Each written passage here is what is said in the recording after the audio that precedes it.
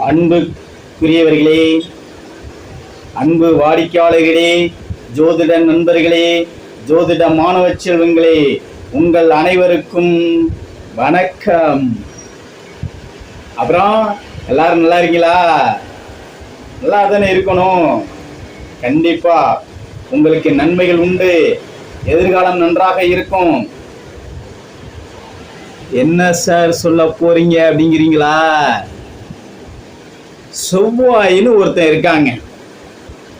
செவ்வாய் பகவான் பியோதி செவ்வாய் தோஷமும் பயப்படுறீங்களே. அந்த இடத்துல இருந்த செவ்வாய் தோஷம், இந்த இடத்துல இருந்த செவ்வாய் தோஷம். இப்ப நம்ம ஜோசியர்கள்லாம் இப்ப நிறைய பரிகாரங்கள் பண்ண ஆரம்பிச்சிட்டாங்க. ஏன்னா வருமானம் குறையும் போது சரி பரிகாரத்திலாச்சும் பொழைச்சுக்கோன்னு நினைச்சிட்டாங்க உள்ள இருக்கு. அதெல்லாம் ரைட் தான். இப்ப இந்த செவ்வாய் பகவான் இருக்கார்ல, நம்ம ஜாதகத்துல உங்க லக்கணத்துல இருந்தாலும் சரி,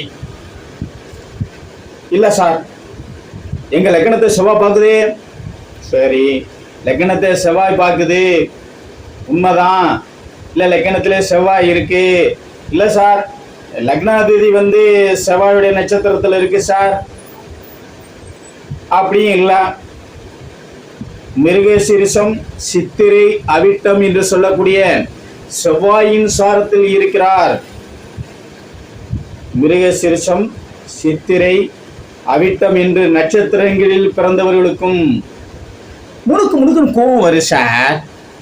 ஏத்தாப்புல இருக்கவங்க யாரு எவரெல்லாம் பார்க்க மாட்டாங்க. உடனே டென்ஷன், உடனே கோபம், இதை பண்ணும் அதை பண்ணும் அப்படின்னு கோபப்படுவாங்க. கொஞ்சம் கோபத்தை குறைச்சிக்கலாமே, கொஞ்சம் பொறுமையை கையாளலாமே.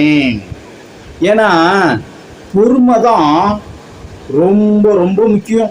வள்ளுவரே சொல்லியிருக்காரு, பொறுமை கடலினும் பெரிதுன்னு. பொறுமை தான் சார் ரொம்ப ரொம்ப முக்கியம். நிதானம் தான் சார் ரொம்ப ரொம்ப முக்கியம். இந்த நிதானப்படுத்தவும் விட மாட்டான், பொறுமையாகவும் இருக்க விட மாட்டான். ஏன்னா அதுதான் இந்த செவ்வாயோட விளையாட்டு. இந்த செவ்வாய் பகவானுக்கு அகங்காரகன், அங்காரகன் அப்படின்னே ஒரு பேரு. அவர் கலரே பாருங்க, ரெட்டு சகப்பு, திக் சகப்பு, பயமுறுத்தும் போது இருக்குமே. பயப்படாதீங்க.